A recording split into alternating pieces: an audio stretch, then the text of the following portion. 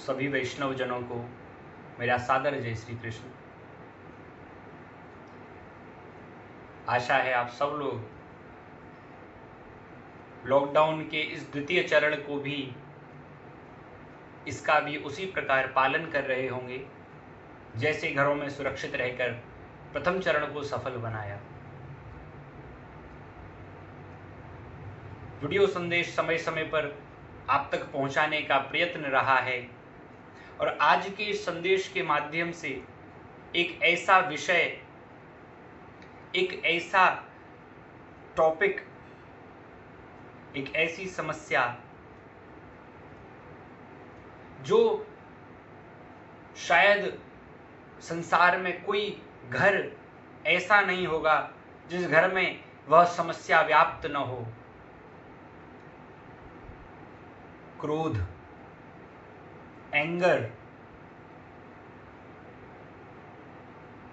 एक ऐसा दुर्गुण जो न आयु देखता है, न लिंग देखता है, न शरीर देखता है। क्रोध एक ऐसी समस्या हो गई है बंधुओं, 10 वर्ष के बालक से लेकर और 60 वर्ष के बाबूजी तक सब इच्छा पूरी न होने पर बरस पड़ते हैं। और क्रोध है क्या वास्तव में? क्रोध है बुलबुले के समान। बुलबुला कैसे? पानी का बुलबुला एकदम से ऊपर चढ़ता है और कब फूट जाता है पता नहीं चलता। वही स्वभाव क्रोध का है।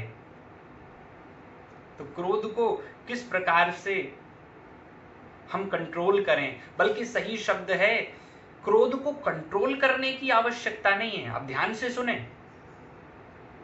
क्रोध को खत्म नहीं किया जा सकता, क्रोध को समाप्त नहीं किया जा सकता और क्रोध को समाप्त करने की जरूरत भी नहीं है। क्रोध समय की आवश्यकता भी है। तो करना क्या है?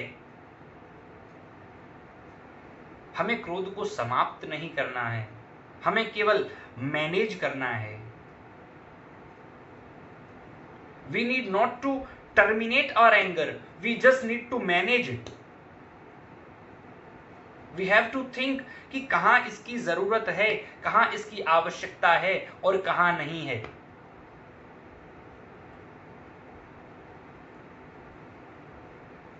एक मार्ग में कोई 16-17 साल की युवती हो और उसको कोई अपशब्द बोल रहा हो वहां, और अगर आप एक संभ्रांत परिवार से हैं, आप वहां से निकल रहे हैं, वह तमाम अपशब्द उस युवती को एक युवक बोल रहा है, वहां आपका क्या धर्म है? क्या वहां क्रोध करना अनुचित माना जाएगा? आप सब विचार करके देखें। वहां क्रोध करना ही आपका धर्म बन जाएगा। उस व्यक्ति के अन्याय को, उसके दुराचार को रोकना आपका धर्म बनेगा। लेकिन आज हुआ क्या है? हम लोगों ने अनावश्यक बातों पर क्रोध करना प्रारंभ कर दिया और इसीलिए यह क्रोध एक समस्या बन गई। बाकी तो भगवान की सब वस्तुएं भगवान से उत्पन्न हैं।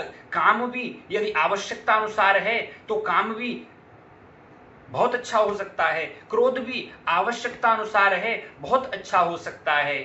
पर हुआ क्या है? बोले क्रोध हमारे वश में नहीं है, हम क्रोध के वश में हो गए हैं। एक बड़ी अच्छी घटना, एक बार किसी महिला को बड़ा क्रोध आता था, इतना क्रोधी स्वभाव हो गया, घर के बच्चे, बूढ़े, पति सब परेशान हो गए देवी जी से। नगर में एक दिन एक महात्मा जी पधारे, संत पधारे। परिवार वालों ने जाकर प्रार्थना की, महाराज ये हमारी जो देवी जी है ना, ये कभी इनका टेम्परेचर जो है वो 40, 45, 50 से नीचे ही नहीं आता। कोई कोई दवाई बताइए। उस महिला को लेकर आए, वह स्वयं भी परेशान थी, जानती है मुझे क्रोध आता है पर वश में नहीं है। प्रार्थना की, महात्मा जी ने कहा देवी ये मैं तुमको एक शीशी दे रहा हूं। महात्मा जी ने एक शीशी निकाली, बोले इसमें बड़ी दिव्य औषधि है। करना क्या है? बोले जब भी तुम्हें क्रोध आए तो इसमें से 10 सेकंड के लिए, 15 सेकंड के लिए इस शीशी को मुंह से लगाना और दवाई पी लेना, औषधि पी लेना। महिला ने यही किया, महात्मा जी से अनेक शीशियां ले ली, 15 दिन 20 दिन तक यही क्रिया की। जब भी क्रोध आवे, महिला कुछ बोले उससे पहले शीशी लेकर के और मुंह में दबाए। 20 दिन बाद पुनः महात्मा जी के शरण में पहुंचे। महिला ने चरणों में लेटकर प्रणाम किया, महाराज चमत्कार हो गया, मेरा क्रोध लगभग समाप्त प्राय है। ये क्या दिव्य औषधि है, इसके 2-4 आपके पास सैंपल और हो तो और जरा दे दीजिए। महात्मा जी मुस्कुराए, कहा देवी इस शीशी में कोई औषधि नहीं है, कोई दिव्य गुण नहीं है, ये साधारण जल है, पानी है। अरे तो महाराज साधारण पानी से क्रोध कैसे कंट्रोल हो गया? कहा देवी क्रोध कंट्रोल पानी से नहीं। क्रोध कैसे कंट्रोल हुआ? बोले क्रोध को संयमित करने का एक ही मार्ग है, जब आपको क्रोध आवे तो थोड़ी देर मुख बंद रखने का प्रयास करें, मुंह से शब्द अपशब्द न बोलने का प्रयत्न करें। और तुमने क्या किया? बोले जब तुम्हें क्रोध आता था तो मेरी दी हुई इस शीशी को तुम मुख से दबा लेती थी, उतनी देर तुम्हारा मुंह बंद हो जाता था और उतनी देर में तुम्हारा क्रोध भी शांत हो जाता था। बड़ी देखने जैसी बात है, बड़ी कहानी बड़ी छोटी सी है, लेकिन इसमें रहस्य बहुत बड़ा छिपा है महाराज। क्रोध करिए। अरे हम तो कहते हैं कोई आपको गाली दे तो उसका जवाब आप थप्पड़ से दीजिए, कोई आपको थप्पड़ मारे उसका जवाब आप लात से दीजिए, चरण प्रहार करिए। कोई चरण प्रहार करे तो आप घर जाकर के और अस्त्र शस्त्र ले आइए, लेकिन आपकी मर्जी है। परंतु उससे पहले एक मेरी अर्जी है। क्या अर्जी है महाराज? 10 मिनट का ब्रेक ले लीजिए। कोई आपको कुछ बोले, आप उस पर रिएक्ट करना चाहें, उससे पहले 5 मिनट 7 मिनट एकदम रुक जाइए, विचार करिए, बोले इसने मुझे क्यों बोला है, कारण क्या है, और मैं यदि रिएक्ट करता हूं उसका दुष्परिणाम क्या हो सकता है। 5 मिनट भी यदि आपने विचार कर लिया तो इस बात की गारंटी दी जा सकती है कि 5 मिनट बाद जो आपका रिएक्शन होगा वो वैसा नहीं होगा जैसा आप 5 मिनट पहले करने वाले थे। आप क्रोध कर ही नहीं पाएंगे।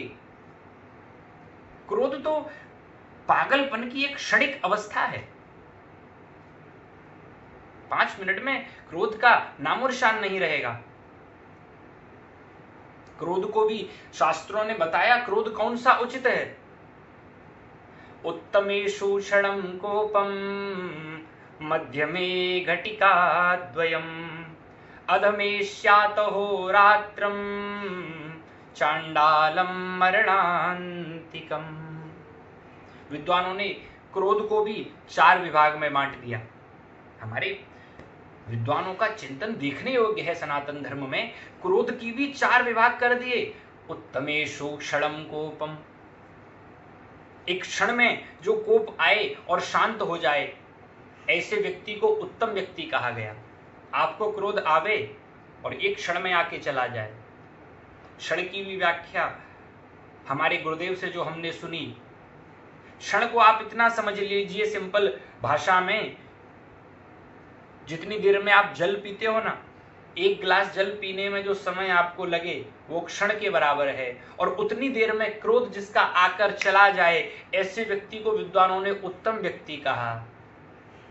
और मध्यमे घटिका द्वयम, 2 घड़ी, 47-48 मिनट ऑन एन एवरेज 1 घंटे के आसपास जिसका क्रोध चलता है, ऐसा व्यक्ति मध्यम व्यक्ति है।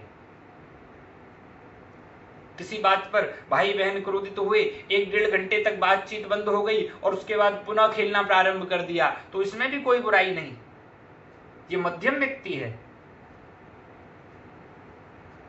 तो उत्तमेषु षडं कोपम मध्यमे घटिका द्वयम और अधमे स्यात् होरात्रम चांडालम मरणांतिकम।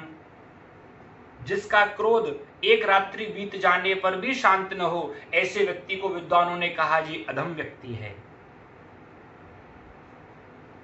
जिसके लिए कह दिया अरे रात गई बात गई, परंतु रात जाने पर भी जो बात को नहीं जाने दे रहा है, हृदय में गांठ बांध कर बैठ गया है और हफ्तों हफ्तों तक जो क्रोध चल रहा है, वह अधम व्यक्ति की निशानी है। और अंत में कहा अधमे स्यात् होरात्रम चांडालम मरणांतिकम। अरे इसने हमारे साथ ऐसा किया, इसको तो हम मरते दम तक माफ नहीं करेंगे, मरते दम तक हमारा और इसका संबंध नहीं। इसकी शक्ल देखते ही एकदम त्योरियां चढ़ जाती हैं। ऐसा जो क्रोध है जीवन भर का, जिससे क्रोध पाल लिया, ऐसे व्यक्ति को चांडाल कहा गया शास्त्र। अरे कोई सद्गुण हो तो उसको धारण करना उचित है, ऐसे अवगुणों को जीवन भर के लिए हृदय में धारण कर लेना, जीवन भर के लिए हृदयांगम, ऐसे बड़ी खराब परिस्थिति। और अंत में हम तो केवल इतना कहें, मैंने कहीं पढ़ा और बड़ा अच्छा मुझे लगा, लिखा हुआ था, बोले क्रोध करने का मुहूर्त क्या है। बड़ी अच्छी बात लगी, क्रोध करने का मुहूर्त क्या है।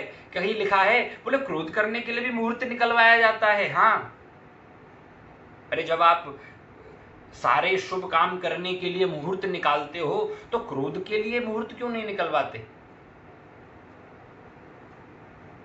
कभी कोई व्यक्ति आपसे कोई अपशब्द कहे तो सबसे पहले क्या करो, बोले ब्राह्मण देवता के पास जाओ, तुरंत कहो महाराज उसने हमसे ऐसा ऐसा कहा है और हमको उस पर क्रोध करना है। कोई बढ़िया सा उत्तम मुहूर्त निकाल करके दिखाइए ना, कब हम उसको बढ़िया से फटकार सकते हैं।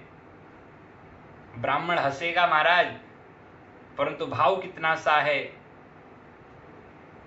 बोले जब सब शुभ काम तुमने मुहूर्त देखकर किए, तो जितना समय मुहूर्त दिखवाने में गवाओगे, उतने में तो क्रोध शांत हो जाएगा।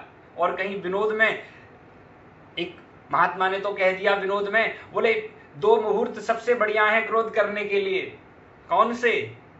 बोले पुष्य नक्षत्र के अमृत मुहूर्त में क्रोध करिए। किसी ने पूछा महाराज पुष्य नक्षत्र का अमृत मुहूर्त ही क्यों? महात्मा ने बड़ी सुंदर बात कही, भैया ये मुहूर्त केवल साल में 2 ही बार आता है, और इससे अच्छा क्या हो सकता है कोई व्यक्ति साल में केवल 2 बार क्रोध करे। इसलिए बंधु